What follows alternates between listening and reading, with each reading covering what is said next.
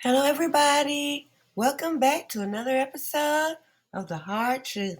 Thank you so much for watching. We've had so much fun this summer trying to solve some cases.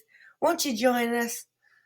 In this video, I'm talking about the what if the person we've been researching up until now, Rosen Dodger, if he's the perp, what does that mean?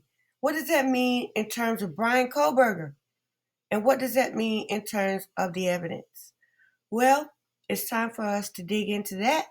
So grab that coffee, a nice cup of tea, as we begin our story.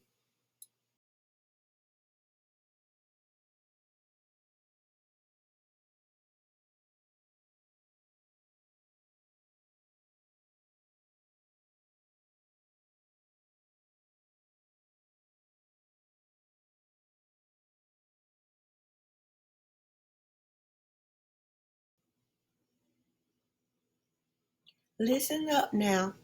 All of this is hypothetical. We're speaking hypothetically, all right? We're not stating any facts here. But just suppose that this is our perp.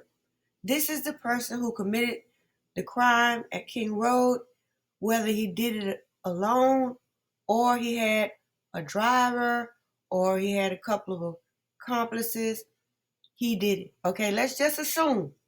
Now, if that's the case, then why is Brian Kohlberger in jail? How could this guy be the perpetrator, but BK is in jail for it? I mean, there has to be a link between not necessarily this officer, but there has to be a link between law enforcement and Brian Kohlberger for this theory to work. All right.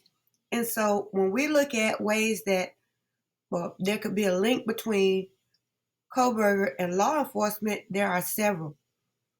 The first one is traffic stops. There are two traffic stops that we know of from August when he first arrived and moved into his apartment until the crimes on November the 13th. We know there were two traffic stops. There could be more, but we know there are two that are being reported. And so there's an interaction with police. In one of the stops, he was asked for his phone number. So now the second potential link is the tip line. On December the 7th, they showed a stock photo of a white Elantra that looks just like Brian Kohlberger's car.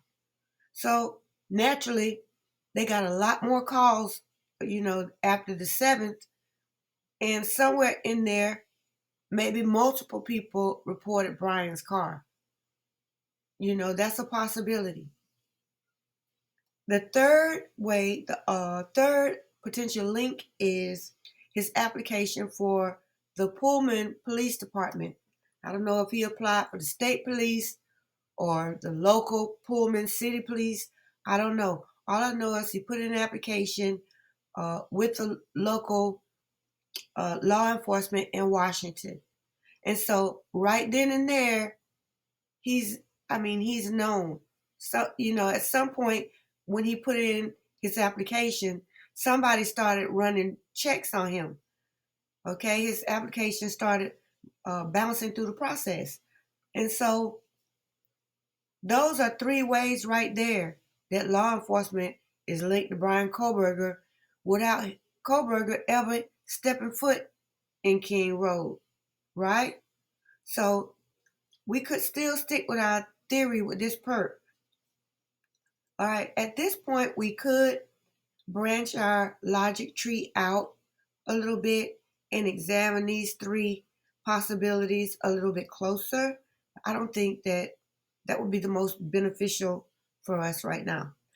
I want to go a step further and say, if this is the perp and Brian Kohlberger was selected because they knew him, he was on a list of people that they could, quote unquote, pin this on, and he got, he was a lucky winner.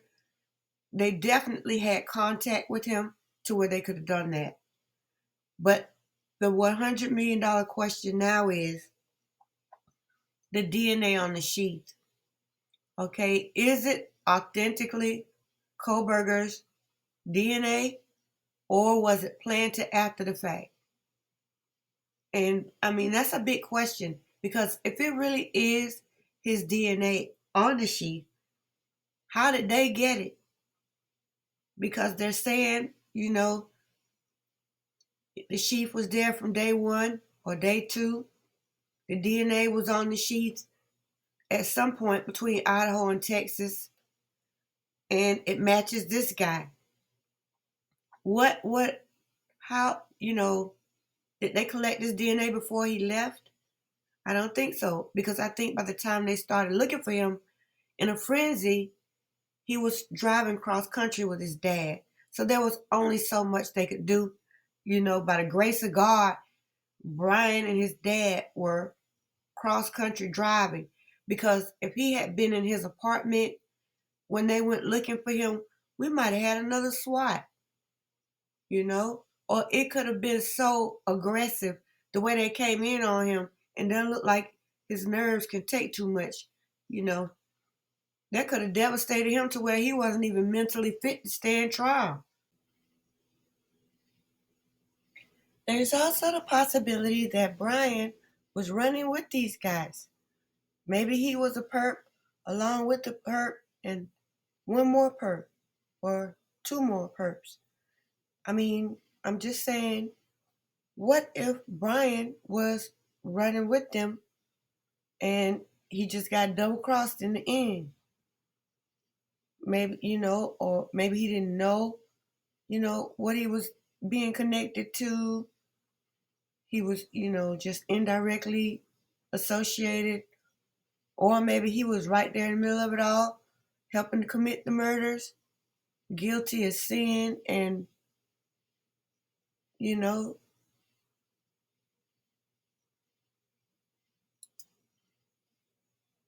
we have to think about what makes the most sense and what absolutely could not have happened. And with this theory here, with this perp, again, this is all hypothetical. A lot of it is possible. I mean, we didn't run into hardly any roadblocks. We're trying to tie these things together. So, I mean, there's something to be said for that.